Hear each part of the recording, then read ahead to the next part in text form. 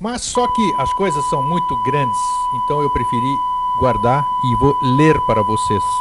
Fugindo à regra, né? Porque aqui a gente não lê nada. Mas hoje nós vamos ler e nós vamos começar a dissertar. Bom, Jorge, antes de eu começar a ler, a gente falar sobre os mandamentos em si, me dá uma breve introdução sobre esses mandamentos. O que são esses mandamentos? Para as pessoas saberem também, porque as pessoas sabem pelo lado religioso, né? Uhum. Aquilo lá que eu disse no começo de uma forma ampla, assim, geral. Vamos dizer, não, porque Moisés foi de encontro no Monte Sinai e Deus passou as tábuas da lei para ele, que era aquilo que os homens deviam seguir. Que todo mundo conhece, não precisamos falar aqui, não matarás, não cobiçarás a mulher do próximo, não roubarás, e assim vai. O que é a de verdade, não? Qual é a forma correta de se interpretar os 10 mandamentos? Muito bem.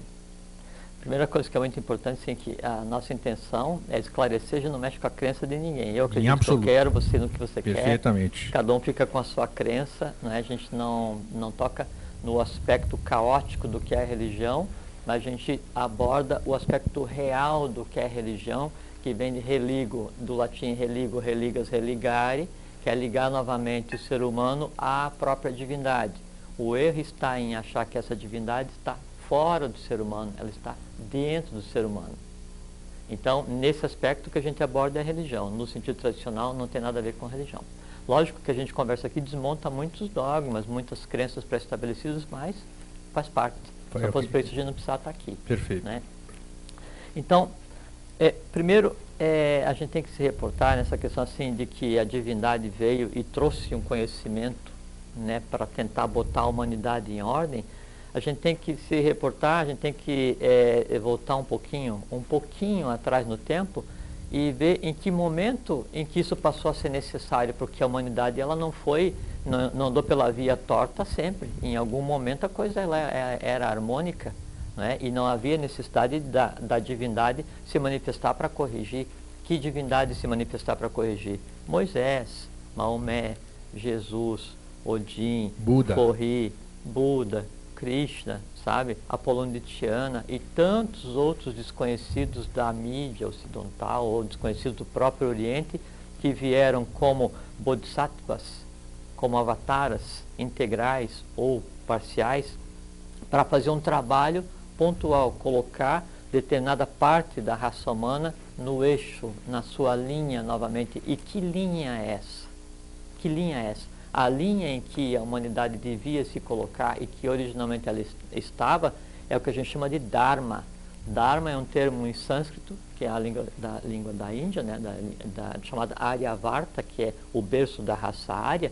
Então, Dharma, D-H-A-R-M-A, é a lei. Que lei? A lei humana não, a lei divina, a lei cósmica. Então, Dharma, que é a lei, mais karma, mais livre-arbítrio com reencarnação, é a tônica que move o próprio mundo. Mas em que momento, então, que essa lei ela teve que ser restabelecida? Em um momento em que a humanidade optou por tomar um atalho evolucional, né, e caiu no que se conceitua de mal humano. Aí, então, a divindade teve que começar a tomar certas providências e seres vieram de tempos em tempos para tentar botar a coisa em ordem. Aí então se origina isso que a gente vai conversar hoje, que seriam os mandamentos para que a humanidade seguisse. Quem passou esses mandamentos? Então, a gente quando analisa a questão da tônica dos mandamentos, a gente sempre ensina, o mandamento é para ele ensinar o que eu não devo fazer. Só que também existiram mandamentos, né, para dar o reto caminho em um momento em que a humanidade era harmônica. Então, por exemplo, assim, quando a Atlântida estava no seu apogeu, quer dizer, que não era como a gente tem hoje, hoje a gente tem uma democracia. Sim. Na verdade, hoje não tem uma democracia, a gente tem uma plutocracia, onde os ricos, quem detém o poder econômico, a hegemonia, é que controla os povos, né? Então, na época em que a Atlântida estava em seu apogeu, e aí a gente tem alguma coisa aproximadamente 200 mil anos solares, então o que existia era uma teocracia. Teocracia. Deus a divindade reinando entre os homens, para os homens, com os homens, aprendendo com a humanidade, fazendo uma divindade humanizada e uma humanidade divinizada. Isso era a teocracia. E a teocracia, a prática da teocracia tem um nome, sinarquia.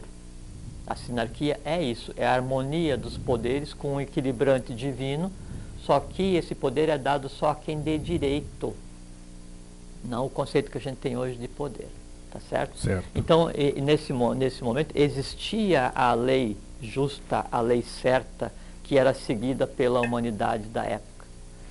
Em determinado momento, houve a queda Atlante.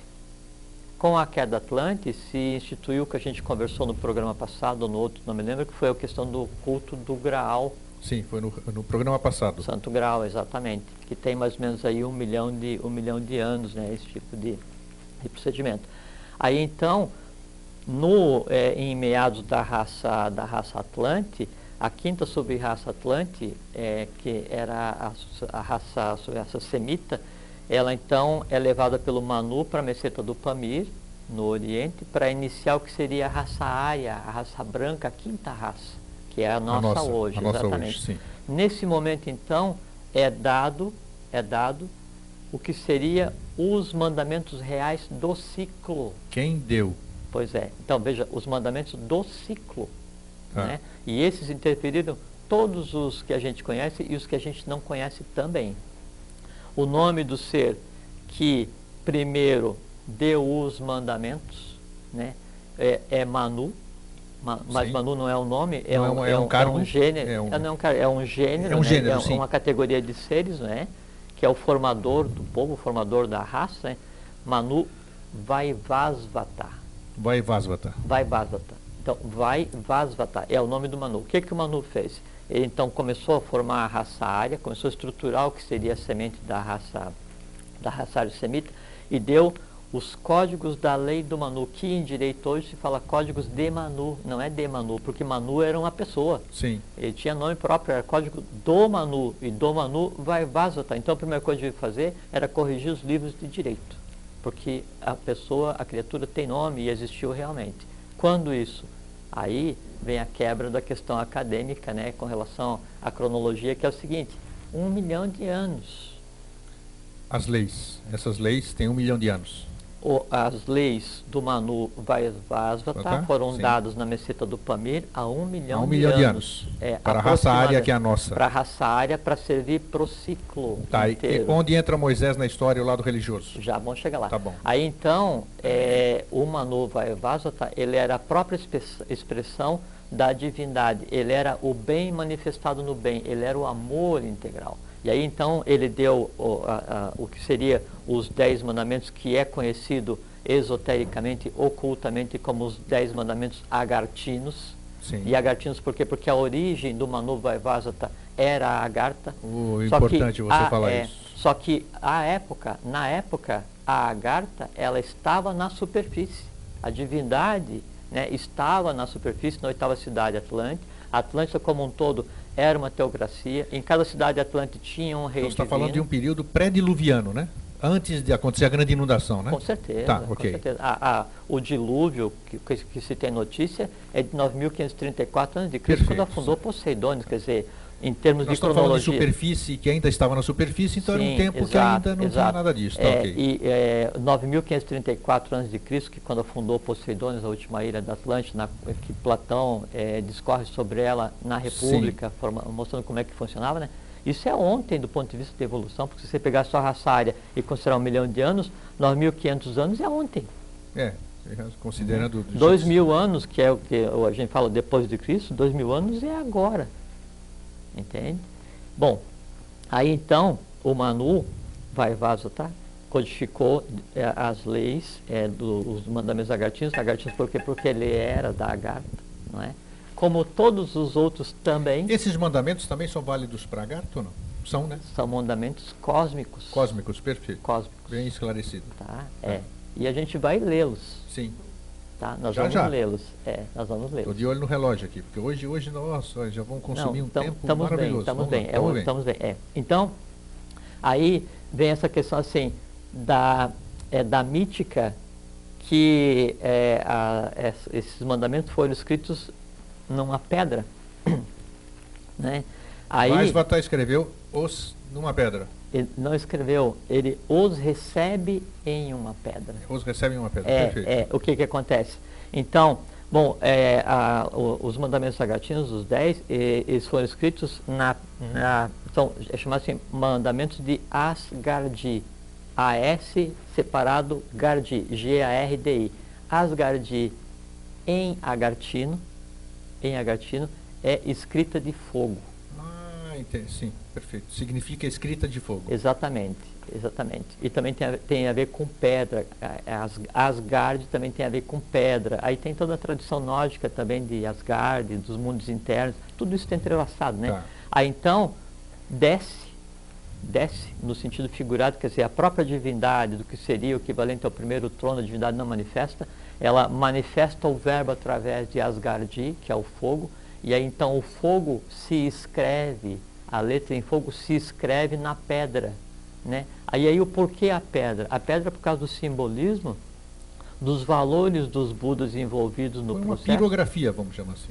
É que quando você pensa numa pedra, né, não o conceito que a gente tem hoje, mas a gente pensa numa pedra como uma pedra totêmica, um totem, um ser, que é um resultado evolucional de um sistema evolucional inteiro, né, N planetas. Então, o escrever, né, em fogo, né, a consciência divina na pedra, é misturar.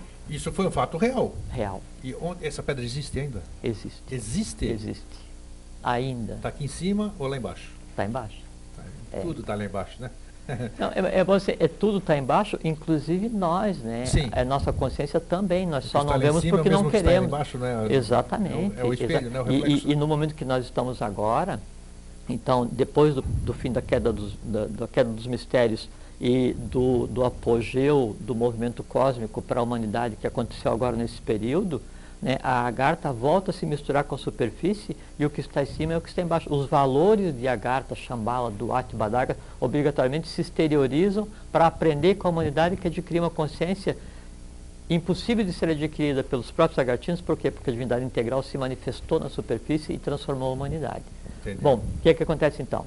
Tá, eu quero saber onde é que Moisés entra na história. Já vamos chegar lá. Aí então, nesse período em que os códigos, né, do Manu foram escritos, né, Asgardi em fogo na pedra, sim, então foi dada a lei para nortear o ser humano. O que é nortear o ser humano? É fazer com que o coração se equilibrasse com a mente, a emoção superior se equilibrasse com a razão. A mente quem que era? A razão, a lógica, a quarta raça, a Atlante. O coração, né, o amor, mas aí o amor universal, o que seria o quinto princípio, a quinta raça, né, o período, o ciclo da mãe divina, que é o azul, né, que é o amor universal. Então, o equilibrar isso é o que deveria acontecer. O que acontece? A partir disso, então, Manu consolida o desenvolvimento da raça ária, né, e a raça ária, então, ela se espalha, né, e dá o que a gente tem hoje como movimento civilizatório. Só que acontece assim, o Manu, ele interfere, ele cria a raça, né, e aí, como todo ser divino antes do ciclo atual, ele vem, faz alguma coisa e se retira. E esse Manu, que se manifestou no início da raça ária, né, que a gente chama daí de Manu semente, o Vairvasata, ele volta no final do ciclo, como que a gente chama, com o nome que a gente dá de Manu colheita, que assim, ele vem para ver o resultado desse 1 milhão de anos de evolução, aonde chegou o trabalho dele, aonde avançou a humanidade. Bom, encerrado o trabalho do Manu, né? Bom, tem outra coisa também que é importante a gente falar, assim, que o nome que se dá em sânscrito para as leis do Manu é Suda Dharma Mandalam, que é os códigos da lei do Manu. Inclusive, eu te encontrei, eu estava indo lá num órgão de governo e fazer uma reunião, e aí encontrei um ouvinte do teu programa e falou assim, eu vi vocês e tal, faço parte da Suda Dharma Mandalam e tal, e perguntei, mas o que é Suda Dharma Mandalam? É uma ordem, Suda Dharma Mandalam disse para ele, é o quê? É os códigos da lei do Manu, é o nome que se dá para as 10 linhas que daí deveriam nortear a humanidade como um todo. Bom, Manu se retira, né? A humanidade começa a se misturar e vem e segue o seu ciclo kármico, né? E os seres da Agartha, a divindade se expressando, se manifestando entre a humanidade, começam então os ciclos. Que ciclos? É aquilo que a gente falou. Odin, Orfeu, Apolônio de Tiana, Forri, Lao Tse, o Imperador Amarelo, né, Krishna, Buda, Jesus da Igreja, Noé, Moisés, Maomé e por aí vai. E por aí vai. Todos eles vêm, cada um vem e faz o seu trabalho. Quando nós chegamos daí então em Moisés, que daí vem a tua pergunta, não é? Então ele é tido como, o nome de Moisés é retirado das águas, né? Porque diz a lenda que ele foi retirado do rio e adotado por uma família egípcia, né? Sim. Sim. É maiábico, né? Maia é de ilusão, então é uma coisa que é criada para ocultar a verdade. A origem de Moisés é exatamente a mesma do Manu Vaivasvata. A origem de Moisés é exatamente a mesma origem de Jesus, Joshua ben Pandira, é exatamente a mesma origem de Maomé, é exatamente a mesma origem de Buda, de Krishna, de Orfeu, todos eles. Então aí você pega um país brigando com outro, ou uma religião brigando com a outra, dizendo que o Deus dela é mais verdadeiro, me desculpem, é baseado na mais pura e absoluta ignorância, porque a origem deles é a mesma, a função deles é a mesma, o conhecimento deles é o mesmo. E o objetivo é o mesmo também. O mesmo. Claro. Eles só se manifestaram em regiões diferentes do planeta para conversar e preparar partes diferentes da humanidade, mas com o mesmo objetivo. Tá? E o homem fica disputando qual é o verdadeiro. Achando que é a mesma coisa assim, você está aqui no centro, eu estou em Barreiros, eu vejo o sol de uma maneira, você de outra, depois a gente se encontra e briga porque o meu sol é mais amarelo que o teu. É verdade. Né? Estupidez. Ignorância. E ignorância, não no termos depreciativos, ignorar, desconhecimento. Desconhecimento. A chave para que a gente tivesse uma humanidade harmônica totalmente era pegar os dirigentes dos países, né, das divisões políticas que separam a humanidade hoje e dar para eles cultura. Sim. Cultura, não cultura que a gente tem visto até agora, mas cultura esotérica, conhecimento, né? Tirar o véu que encobre todos eles e mostrar o que acontece. Que isso aí é muito, tem aquela lenda, a gente falou outro dia aqui, da deusa Indra, né? Do panteão hindu, que então ela acha muito interessante a vida dos porcos, né? Então ela encarna como porco e vai chafurdar na lama, né? Aí, só que assim, aí é tão divertido chafurdar que ela esquece a origem dela. Aí ela tem que ser sacrificada para ser lembrada que ela é um ser divino. Assim é a humanidade. Bem, nós vivemos bela hoje. Analogia. Assim, e a tradição oculta e antiga, ela é passada em simbolismo como esse, né? E para a humanidade é exatamente a mesma coisa, porque a gente vive hoje chafurdando não na lama entre os porcos. Sim, mas né? é figurativo, né? Mas... Não, a gente chafurda hoje no mar de matéria tamásica, que é vermelho, né? Que é a coisa mais densa. Por isso que também se fala de atravessar o mar vermelho sem molhar os pés, né? Isso é simbólico, é maia também. Não se atravessou o mar vermelho sem molhar os pés. Quer dizer, é atravessar a vida sem chafurdar, sem se molhar na matéria tamásica. O que é a matéria tamásica? São os sentimentos mais densos, mais grosseiros, isso que a humanidade, no geral, cultiva, cultua, cria, alimenta e vive em função disso. Bom, deixa eu chegar lá, quero isso, tudo bem. E aí, qual é a nossa querida irmã fica rindo ali, eu quero se diverte também. A Vânia. Onde é que é figurativo, é verdadeiro, é falso? O que está escrito no sobre livro Moisés sobre Moisés, perfeitamente, a pedra. Aquela subida, mas como verdadeiro? Se a tábua dos mandamentos foi Vaisvata, que agora você acabou de dizer. Vaisvata. Vaisvata, que deixou lá. Então, os mandamentos não são os mesmos? Não, aí é que está. Veja só. Então, vamos entrar neles. Vaisvata, ele codificou, Suda Dharma Mandala, os códigos da lei do Manu. Né? Quando chegou na vez de Moisés, então eu falei que o Manu, ele deu os 10 mandamentos, o código Asgardi, baseado no amor universal. Né? Ele era o próprio não manifestado, se manifestando como amor universal. Né? Tinha uma tônica que a gente pode chamar de bem no bem. Quando Moisés, já em um outro tempo humano, né, e ele como Manu, como Avatara, tendo uma origem do mesmo lugar que veio o Manu, então uma origem agartina, ele é trocado, então ele é achado. Falou demais. Ele é achado, e aí vai fazer parte lá da corte egípcia, Sim. e aí, na verdade, ele vai se instruir porque os menés, né, os faraós egípcios menés, eles tinham a mesma origem agartina também, né, Cunaton, né, Amenófis IV, a mesma origem agartina, e processos cósmicos transcendentalíssimos aconteceram, né, na Grande Pirâmide, na Esfinge, no Egito inteiro durante muito tempo, então muito natural. E algum fenômeno aconteceu no Monte Sinai também, né? Sem dúvida, já vamos falar. Não, aconteceu de verdade. Tá, exato, de verdade, isso que eu ia. sim. É.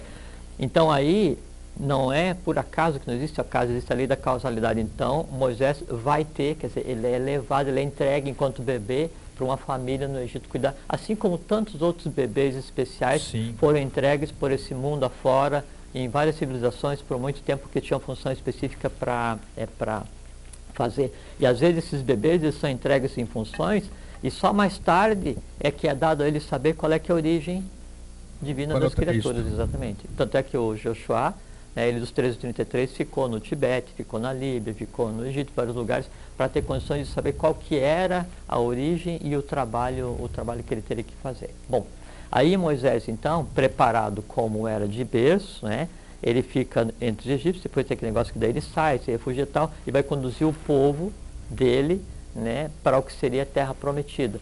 Isso é toda uma simbologia, Sim, é uma simbologia, claro. Porque tem sobre a ver... povo escolhido, essas coisas, tudo relativo, mas né? veja como é interessante que é o seguinte, Grego, isso tem a ver com um problema que aconteceu na época do Manu Vaivasata, que o povo deveria ter, o povo que ele levou para criar a semente da raça semita, deveria ter ficado fiel às leis do Manu, e parte desse povo se rebela, né, desobedece às leis do Manu e se desloca do lugar que era o local protegido, que era a terra prometida, e se mistura, vem para cá, para o lado norte, e aí vem para a África, vem para o Egito, vem para o Oriente e tal, e aí esse povo tinha que ser colocado no caminho novamente. Aí vem Moisés. Entendido. Uma sequência, foi tudo programado, vamos dizer. A coisa cósmica, ela é uma... Não dá para dizer que é a mecânica fina, que usar o termo mecânica fina é uma coisa humana. A questão cósmica, ela é uma mecânica cósmica, sabe? Com uma precisão... Uma precisão fabulosa. Uma precisão de mente abstrata, que assim, onde o conceito de erro sequer existe. O que acontece é que a gente vai analisar um fato, é aquilo que a gente falou outro dia, eu quero aprender xadrez encostando o nariz no tabuleiro, eu vejo só um quadrado preto e um quadrado branco. Não sei nada que está acontecendo. Então, se eu recuo e aí eu analiso a coisa cósmica como um todo, eu sei exatamente o que está acontecendo. Por quê? Porque eu sou uma peça importante nisso. Eu, você, todos nós somos. Bom, aí Moisés vai tirar o povo para levar para a terra prometida, né? O que acontece? Realmente no Monte Sinai, né, Moisés tem contato com a divindade. Ele realmente recebe, né, as leis, né, na pedra, né, na chamada tábua sagrada, né, nas duas, né, que são duas tábuas, né, com 5 e 5 mandamentos, a haste lunar e a haste solar, o prato da balança que tem que ser equilibrado, a questão do tratamento com a divindade e a questão do tratamento com a humanidade, não é? Só que daí tem uma diferença que é o seguinte, no Manu Vaivasvata, quem se manifesta é o amor universal, o que seria o sexto planetário se manifesta, não é? E para Moisés? E para Moisés é o quinto que se manifesta, já é o rigor, tanto é que a vida de Moisés e o colocar... Vaivasvata, amor... Moisés, rigor. Exatamente. Importante frisar isso. Tá. Exatamente. E aí depois, mais à frente, também com Maomé se manifestou o rigor novamente. Sim. Né? Então, veja que daí a origem dos três é divina igual. O impulso de colocar a civilização em ordem é divino igual. A tônica é que é diferente. E aí, e veja a diferença, no caso do Manu Vaivasvata, então Asgardi, o fogo escreve na pedra. Né? Vem de cima e escreve na pedra. A pedra do Moisés existe? Existe. Onde é que está? Ela passa... transitória? Você faz aquela pergunta, né? Mas o que? Aqui não tem. A pedra de Moisés, mesmo. Elas não foram quebradas, não foram perdidas, ficou um tempo na Arca da Aliança, que foi preparada para... ela não está junto, junto à Arca da Aliança ou não? Não. A Arca da Aliança é humana, foi Sim. uma coisa humana. E as pedras, o simbolismo é sagrado. Assim, porque acredito eu, na minha ignorância, no meu desconhecimento, que as pedras, ela não é uma pedra comum. Não. Onde foi impresso Não. igneamente, vamos dizer, algo comum, Não, ela não é. Não, o corpo, Então, ela- não, é assim, o corpo Ela deve ter físico- algum significado, alguma Não. energia, alguma força. Sim, aquilo é ali. como se fosse assim, ó, é como se... Então, tem que estar a mesma preservado em coisa algum assim, lugar. exato, a mesma coisa assim, Reverberando. trabalhando. Isto. A mesma coisa assim, então, aí depois que Moisés recebe as leis, aí, então o maná cai do céu para o povo escolhido. Maná é de manas, é de mente, é conhecimento. Então a projeção do conhecimento na... Importante isso aqui, hein? O maná vem de mana, que é Maná é mente. de mente, que manas, nós vamos, manas, o vimanas que nós falamos, que eram os objetos voadores. vi, né? vi e manas, vi de veículo, manas que é mente. É, mana superior, manas inferior, manas em sânscrito é mente, é conhecimento. Então o que caiu do céu para o povo... O que caiu do céu, então? O que Conhecimento, que era? Conhecimento. conhecimento. Não era nada de É comida, então, simbólico, não. não. O maná ali que comeu todo mundo. Não, é simbólico, é conhecimento. Tá. Né? O pessoal até fala assim, não, mas foi um disco voador que passou de chocar uma substância. Falaram, que Passou realmente disco voador, né? Cabelo Sempre de passa. anjo, essas coisas assim. Sempre passa, assim, quando vem esses seres, os disco voadores sempre estão em torno para dar suporte, porque a origem deles é sempre a mesma, né? Sim. Mas aí o maná caiu é manas, é conhecimento, né? Muito Aí, interessante. e é o que acontece, a diferença. No caso do Manu Vaivasata, os códigos são escritos de cima para baixo, do não manifestado para o manifestado, não é? Tônica do amor. No caso de Moisés, aí o fogo que vai escrever as pedras, nas pedras vem da sarça ardente. O que era essa sarça ardente? A sarça ardente é o fogo que brota do chão, né, para escrever as leis do que seria o substituto do Manu, que é Moisés. Do chão, então, já do humano, aí vem a tônica do rigor. Muito interessante. Muito Entende? interessante. Por isso que tem essa diferença. Depois, no caso mais à frente, como a também é dado lá a Então, tônica. para a gente não... E se diz no caso de Moisés, desculpe, só complementar, então que o que ele recebeu foram 600 as 10 leis são 603 letras, ou 623, né? Não me lembro exatamente. E aí depois, então, se diz que ele escreveu o que seria a Torá, que é as leis mosaicas, né? Que são 623 leis que rege hoje o povo hebreu.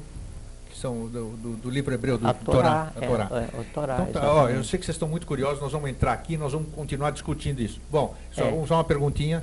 Você fala que eu te pego... Sim, só para responder o que você perguntou, onde é que estão as pedras. Exatamente, é isso que eu ia perguntar de as novo. pedras, então, elas obrigatoriamente, assim como... E veja que é uma coisa muito interessante, que assim, que o Graal, então, ele foi criado para fazer a redenção da divindade e a redenção da própria humanidade. Sim. E essa questão das leis do Manu e dos outros Manus, ou Bodhisattvas, ou o que seja, também é criada para redimir a humanidade.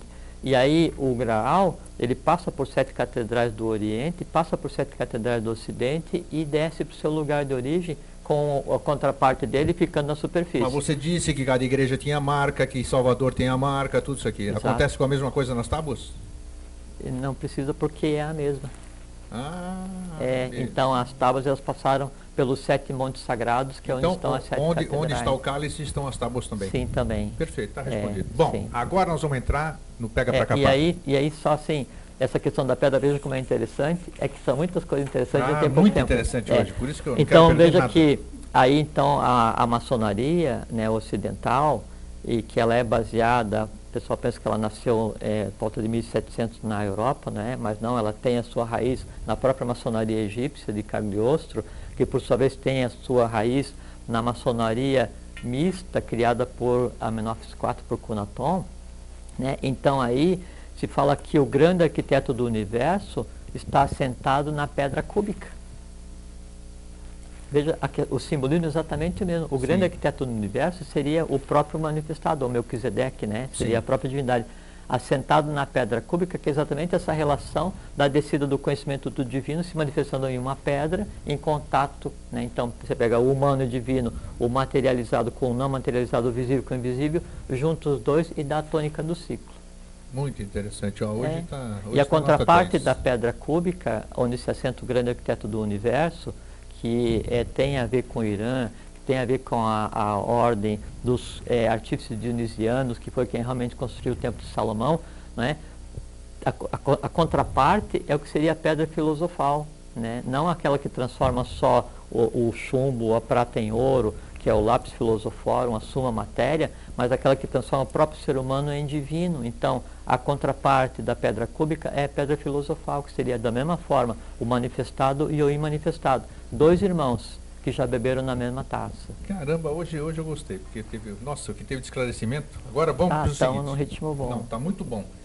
Bom, primeiro então, agora eu vou ler e depois vou pedindo para o Jorge ir comentando. Primeiro, nós vamos começar por onde? Vamos começar pela nossa época, pela nossa... Então nós vamos começar pela versão católica, pela versão de Moisés. E eu vou, todos conhecem isso aqui, eu vou ler primeiro esses, para depois que a gente volte para os agartinos, para que a gente possa dissertar sobre eles. E ainda quero falar sobre as tábuas de Moisés, né? Que aqui também é importante a gente fritar isso aqui. Fritar não. A gente trouxe um enxoval completo. Isso, não, eu hoje precisava mesmo, que não tem condição, principalmente vocês vão as tábuas adorar. de Moisés, os mandamentos católicos e vocês vão adorar, pode ter os mandamentos certeza. agartinos. Não sei se a gente consegue ler e comentar todos, né? Mas nós vamos conseguir, pode ficar tranquilo. Então... Vamos, que eu vou dar um jeito em você, vou pegar hoje aqui para a gente conseguir abordar tudo. Bom, versão católica. Amar a Deus e amá-lo sobre todas as coisas. Não invocar o seu santo nome em vão, guardar os domingos e festas, honrar pai e mãe e os outros legítimos superiores, não matar nem causar outro dano no corpo ou na alma, a si mesmo ou ao próximo, não pecar contra a castidade, em palavras ou em obras, não furtar nem injustamente reter ou danificar os bens do próximo, não levantar falsos testemunhos, nem de qualquer outro modo faltar à verdade ou difamar o próximo, não desejar a mulher do próximo e não cobiçar as coisas alheias, de uma forma geral. Agora, dá uma olhada, e eu vou ler para vocês devagarinho. Só um comentário, né? Fala. Assim, que é procedente, né? E isso para que cada um de nós pense a respeito, né?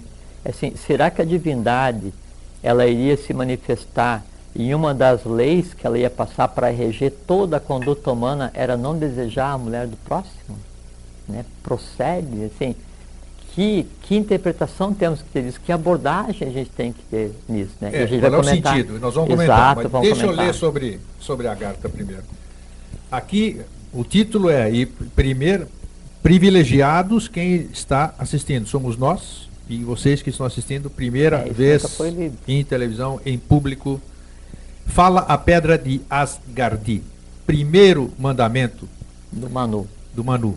Louvado seja Deus, com seu nome que dá aos seres da terra o direito de serem governados por ele próprio, na sua forma masculina e feminina, a todos ensinando que lhe devem amar e respeitar acima de todas as coisas. Pois bem, eu vou lendo e interrompendo, antes de você falar. Isso aqui já serve para as demais. Sim. Aqui, do jeito que está escrito, nós estamos, dá a conotação de que está antropomorfizado. Certo? Eu não estou enganado não, né? Não. Ele fala de Deus, fala de alguém aqui. Nós já falamos isso em programas anteriores. Mas só que aí, isso que eu quero esclarecer. Assim, isso tem que ficar muito claro. Deus, a divindade, ela existe tanto quanto nós existimos. Ih, rapaz. A divindade, ela existe tanto quanto ela tem corpo físico. Não fala isso para mim. Falo.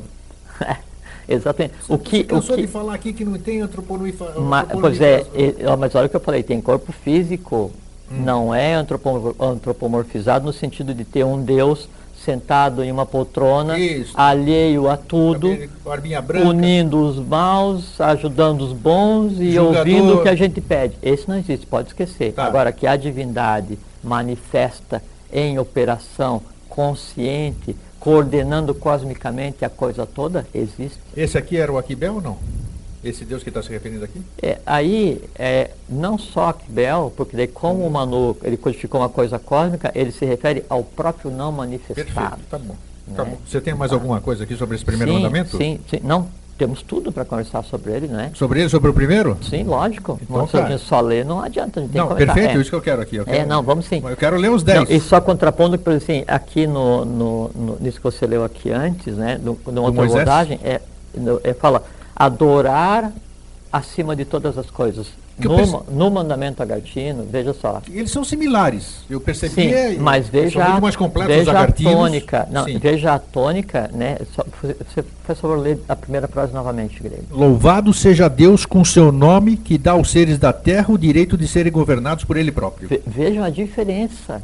Eu não estou adorando um Deus que está em algum lugar e que ele me faz favores e que eu dependo dele e que eu não sou nada, ele é tudo. Louvado seja Deus, que permite que os seres da terra sejam governados por ele. Quer dizer, Então, o que está acontecendo? Está sendo referendado através da escrita do verbo, e a ideia é o verbo que toma carne através da pena, quer dizer assim, vem do não manifestado até a escrita.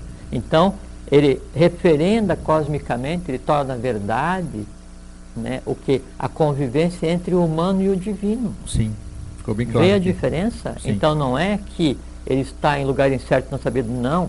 Está entre, né, com a humanidade, a divindade absoluta, por decorrência, por um fenômeno chamado tulquismo horizontal, que é a projeção da própria divindade. Obrigatoriamente a divindade tem que estar em cada um de nós, todos os seres humanos, senão nós não teríamos hierarquia cósmica para conviver com alguém que não fosse nosso par.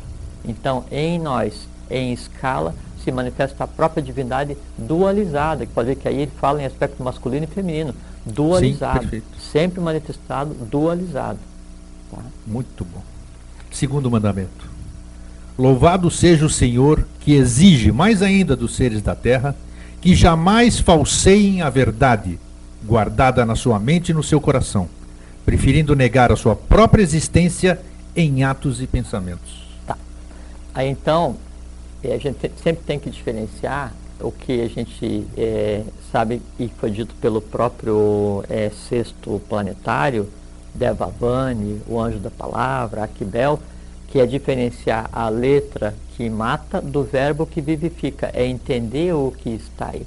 Por que a divindade se daria ao trabalho de codificar uma lei cósmica dizendo que não falseiem a verdade? Para que isso?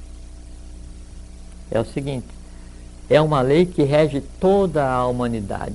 Quando ele fala em não falsear a verdade, ele está dando uma chave para o que a gente deve fazer em termos de comportamento mental, para que, em não falseando a verdade, eu não crie formas, pensamento, eu não altere o meio no qual eu vou viver, para que esse meio não crie tal força, tal vitalidade, tal densidade, que interfira com o próprio meio. Perfeito. É seguir as leis do Manu, é seguir Dharma. Uma vez que eu me desvio de Dharma, eu vivo em Adharma, que é a ignorância, Avidya, que é a ignorância, Adharma, que é fora da lei. O que eu faço? Criando constantemente seres, os quais eu mesmo vou ter que resgatar dentro do ciclo de renascimento e morte, que é o ciclo de Sansara, não é? De que maneira? Aqui, interferindo com o trabalho da divindade e prejudicando a própria divindade em cada um de nós. Terceiro, louvado ainda o Senhor que exige também dos seres da terra que guardem as horas santas da sua vida, dedicando-as ao descanso espiritual, tanto diariamente quanto nos momentos que lhe sobrem dos seus labores. Não tem nada a ver com os 7 dias e nem descansar em festas, nem feriado, nem dia santo, né?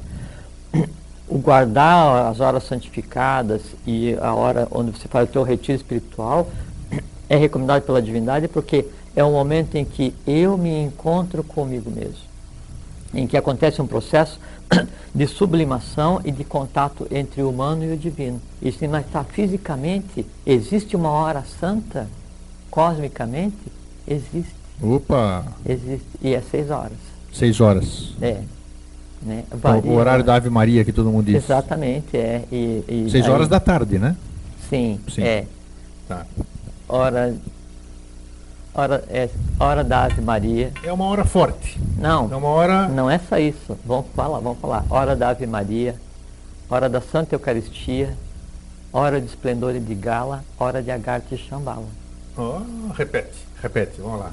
Não, É? isso não se repete. Tá, então tá bom, tá gravado, depois eu vou saber. É porque nesse horário é um horário cósmico em que se expande os valores da Agartha, de Shambhala, os valores divinos, e a própria Mãe Divina, a Ave Maria, ela se expande e encobre com seu manto de amor, que é azul, que é a própria caixa que cerca o planeta Terra, ela cobre o planeta, ela expande o amor universal. Então, tem em alguns lugares do Tibete, quando chega essas horas, então tudo para. Se os monges estiverem andando, nessa hora eles param, os animais param, os pássaros param, as nuvens param, o mundo para ouvir o som que não pode ser ouvido, para sentir o perfume que não pode ser sentido, para ver o que não pode ser visto.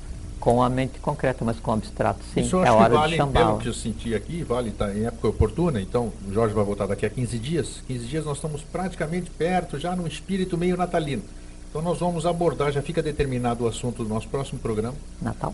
Nós vamos falar, não, é o Natal, mas Natal de nascimento, o verdadeiro sentido, nós sempre trazemos que o Natal que se comemora é o Natalis Solis Invictus, que é uma festa romana. Nós vamos falar né? sobre isso aqui, que eu achei pagã. importante aqui, da Ave Maria. O que é Ave Maria? O que é Ave Maria? É isso aqui que a gente os conhece ou o que é? Qual é o simbolismo da Ave Maria? Às 6 horas. Eu acho que merece um estudo mais aprofundado, um programa dedicado a isso. O próximo tema vai ser esse, então. A própria redenção humana, ela passa pela compreensão do que é a Mãe Divina. Perfeitamente. Se você tem uma compreensão melhor, você está direcionando, você está focando melhor a sua meditação, o seu pensamento, a sua oração, acredito eu, certo? Se você souber por que você está fazendo aquilo, você está potencializando. Você saber por que você está fazendo, né? E para quem, que é para você mesmo, né?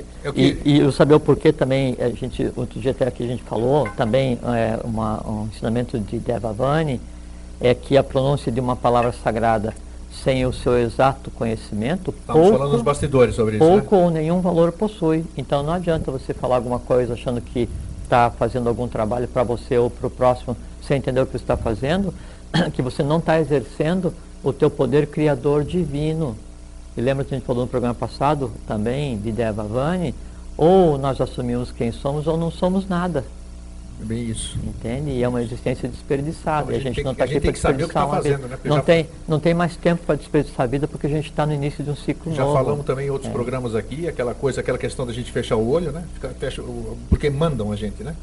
Fecha o olho, fica em posição assim com as mãos para cima.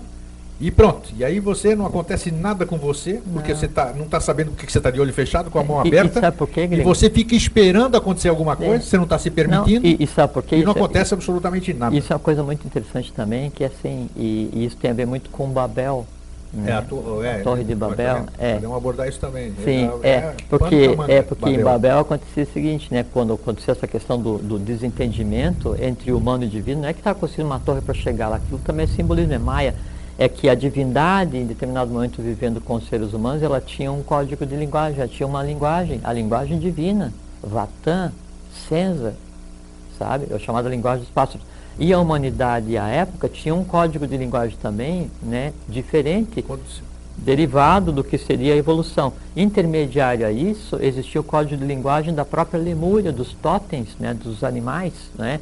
Esse desentendimento, né, foi uma das próprias razões da queda Atlante. E aí, o que acontece hoje quando eu peço alguma coisa para a divindade, eu não tenho código de linguagem para conversar com a divindade, nem com quem está no meu interior, quanto mais com a divindade exteriorizada física.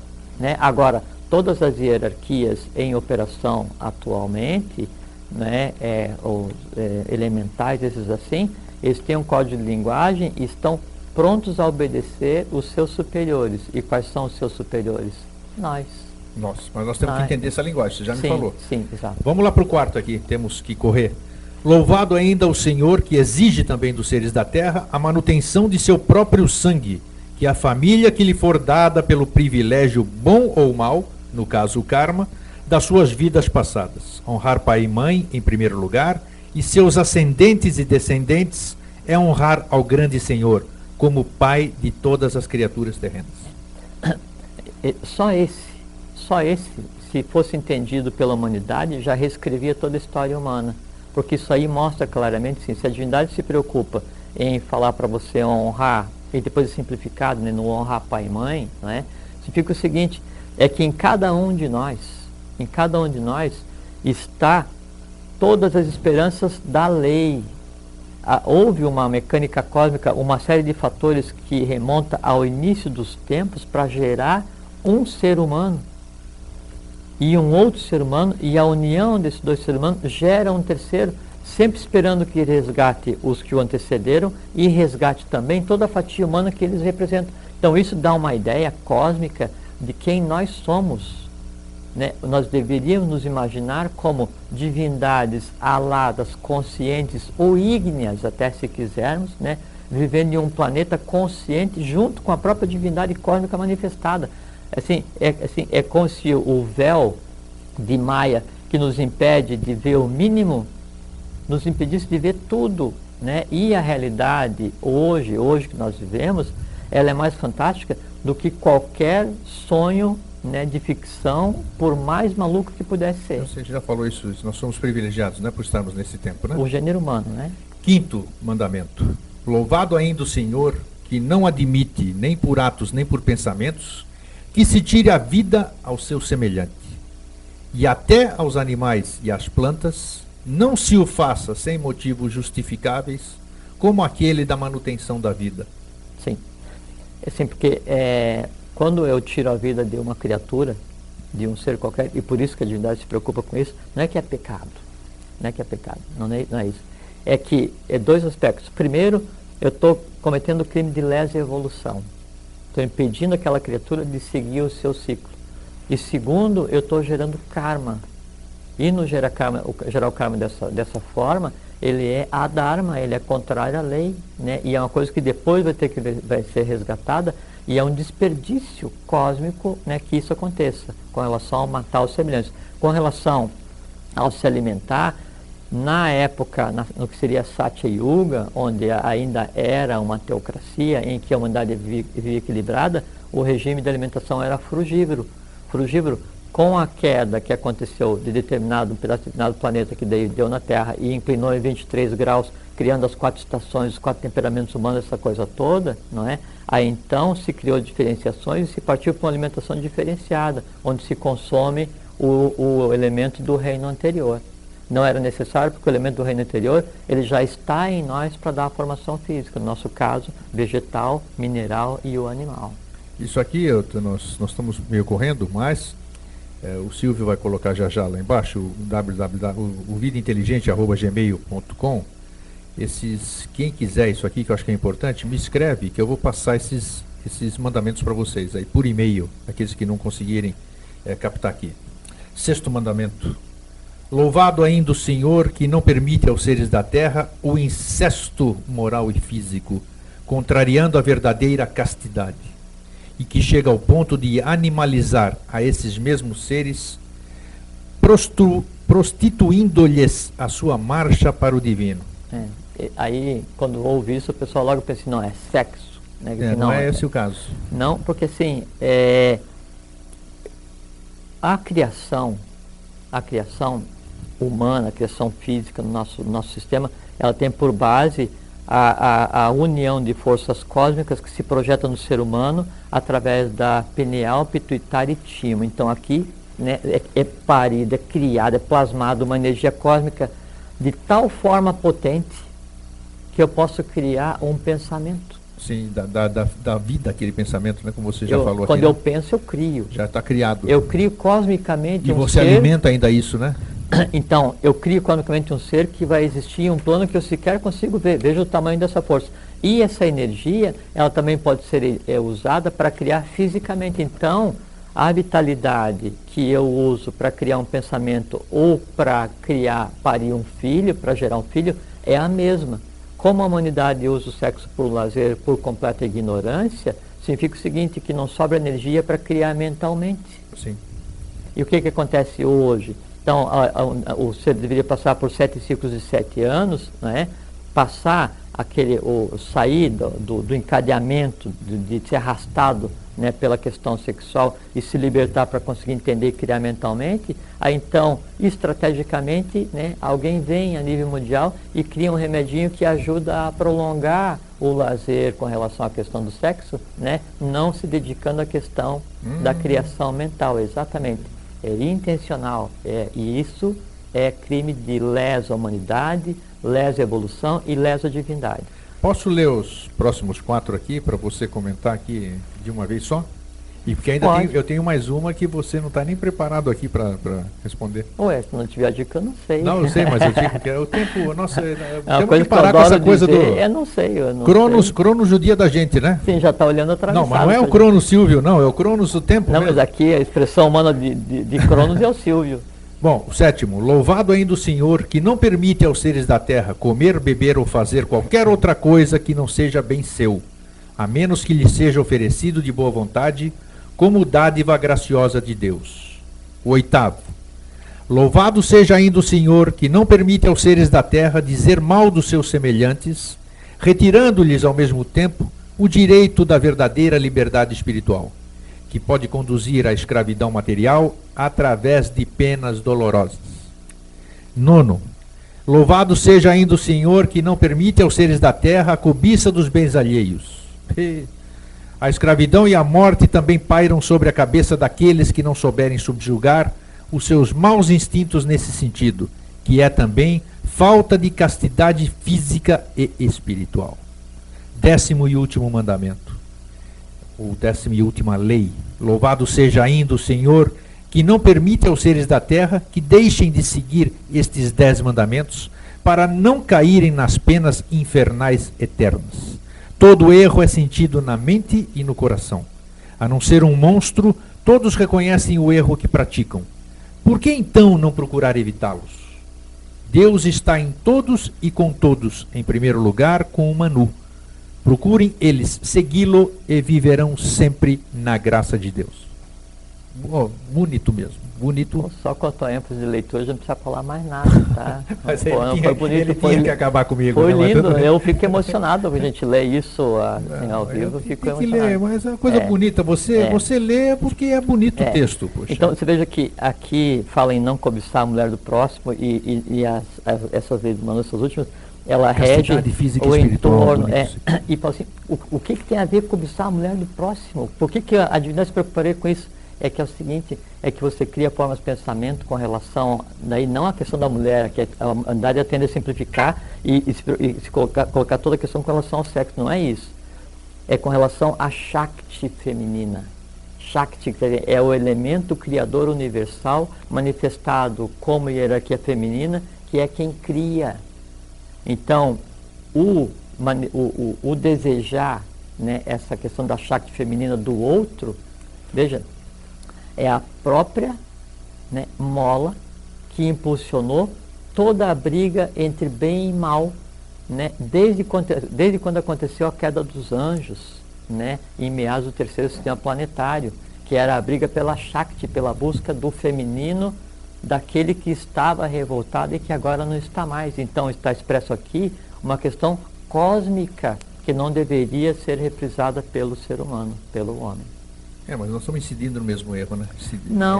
Nesse aspecto... Como você falou, a gente vem com a tendência, mas ela ainda é forte, isso que eu quero frisar. Isso sim, mas só que daí a gente não pode simplificar e pensar que é só questão de você olhar a mulher do vizinho e desejar, não tem a ver com sexo, isso é cósmico, claro. Tem a ver com a Shakti. Você explicou agora, exato. Isso. E as outras, elas falam a respeito do entorno, como é que você deve se relacionar com o teu entorno, para você viver na lei, viver em Dharma, viver usando a vida para evoluir. Isso é que é o no limitante, não me toca, eu só crio aquilo que é de acordo com a lei. Né? Isso é que diz. Eu achei muito bonito. Quando você me passou para eu imprimir aquilo lá, eu achei muito bonito. Como é que se diz? Tem energia, tem vida isso aqui. E uma coisa que é interessante ressaltar aqui, que é o seguinte, então, o grego que pergunta assim, que tal falarmos sobre os mandamentos lagartinos? Daí a primeira pergunta que eu esperei é o seguinte, da onde que você conhece isso? Ele disse assim, não, eu conheço e tal. Aí ele mandou um texto, ele disse, não, então já que mandou o texto, então vou te mandar o verdadeiro, assim, o completo. Então, óbvio, conforme o grego disse no início, que aqui está antropomorfizado com um código de linguagem já traduzido para a nossa época. E uma ou outra coisa está suprimida intencionalmente, porque isso é magia, né? Isso é teologia. Né? E o que a gente tem por função aqui, por objetivo com vocês, é instruir, é conversar, é trocar ideia, é aprender, é crescer junto, e não tem nada a ver com animismo, com coisas fantásticas, nem mistificar, nem mitificar. Isso que a gente nunca quis fazer, exatamente. Isso ele não sabe que eu vou perguntar para ele agora, mas ele vai ter que responder, ou então dizer, não vou responder. Não sei. Tem uma profecia que foi feita e diz o seguinte: Akdorji virá com a arma e potência de Kundalini, trazendo na destra a ígnea espada de Aquibel e no peito aceso o tetragramaton. Virá do Oriente para o Ocidente, preparando o mundo para a chegada do Avatara Maitreya Buda. Akdorji, com as 2 colunas, ou os 3 reis do Ocidente, virão na época determinada por lei, abrindo as embocaduras e todos os orifícios da terra, a fim de provar aos homens que eles não são os únicos habitantes do globo terrestre. Abrirão as cavernas e as embocaduras, dando saída aos povos subterrâneos, os povos agartinos, fazendo de Starte cumprirem-se as profecias do Rei do Mundo, transmitidas aos homens. Com a palavra, o meu convidado, Jorge Antônio Ouro. Silvio, não está na hora de terminar, não? Tem tempo para você responder aqui. A minha primeira pergunta é o seguinte: onde é que você conseguiu isso? Não interessa, eu tenho minhas fontes também. Muito bom. Akdosh e Gorge, eles vêm como resgatadores do ciclo, né? Só que isso é o que já está acontecendo agora, né? Então a gente está no final de um ciclo apodrecido de gasto, como diz Akbel, não é? Para o Deobar de um novo ciclo que vai trazer novos valores para o gênero humano e uma nova realidade. Esse processo ele está em andamento cosmicamente, né? E se diz que no momento certo em que se manifeste o Avatar Maitreya, que a gente sabe que já nasceu em 24 de fevereiro de 1949, Sim. e portanto está entre nós no momento necessário e desce e sobe quando também é necessário, então esse processo de resgatar o resto do ciclo que terminou, ele está em curso por Akdosh e Gorge. Aí pergunta, quem são Akdosh e Gorge, né? É o guerreiro universal e o sacerdote universal, né? É o que, junto com Maitreya Buda, dão os valores do novo ciclo fisicamente. E aí sim, quando isso acontecer na face da Terra, que é o que vem sendo trabalhado há dezenas, há centenas de milhares de anos, nesse momento, toda a Terra se abre, não se abrir assim em termos fatídicos, o planeta vai se romper, nada disso. Se abrem as embocaduras, e o que a gente falou agora há pouco, os valores da Agartha, os valores de Shambhala, a própria coisa divina, ela se exterioriza e o que está em cima finalmente fica igual ao que está embaixo. Perfeito. Jorge, muito obrigado. Obrigado a você pela oportunidade, né? Obrigado a todos vocês por nos Obrigado, ouvirem. Silvio. Né? Obrigado, Vânia. Obrigado, você telespectador.